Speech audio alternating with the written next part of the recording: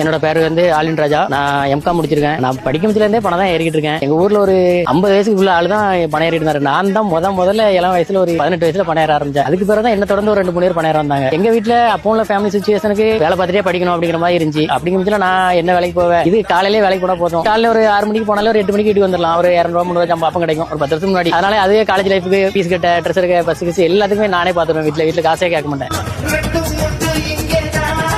அதுக்கடுத்து போக போக இந்த தொழில் நமக்கு ரொம்ப பிடிச்சி போச்சு. அதனால அப்படியே ஃபுல் டைம் தொழில இறங்கிட்டு சொல்லிட்டு காலேஜ் முடிச்சதோட சரி ஃபுல் டைம் பணையறதுல இறங்கிட்டேன். நான் இதோட 10வது வருஷம் பணையறேன். 10 வருஷமும் சிறப்பா நடந்துட்டு இருக்கு. ஆனா இருந்தாலும் ஒரு சில டைம் இந்த மழை வெயில் இந்த மாதிரி டைம்ல ரொம்ப கொஞ்சம் கஷ்டமா தெரியும். இருந்தாலும் நம்ம பிடிச்சி எந்த ஒரு வேலைனாலும் பிடிச்சி பண்ணோம்னாக்கி எப்பவுமே நல்லதாவே கிடைக்கும். பயணி போடல அப்படின்னு சொல்லிட்டு மனவர்த்தமும் படக்கூடாது. புதுசா ட்ரை பண்ணி ஒரு படம் போடல அடுத்த பணையை ட்ரை பண்ணி பார்க்கணும். அப்படின்னா ஒண்ணு போடலாம் அடுத்தது போட்டுரும். அது நிறையவே போடும். இதோட சேர்த்து அதுக்கு போட்டுரும். அதனால நம்ம இது போடல அப்புறம் அதுவும் போடாது அப்படின்னு உடைய கூட எந்த பணையினாலும் முதல்ல ஏறி பார்க்கணும். அப்படின்னா பயணி போடும்.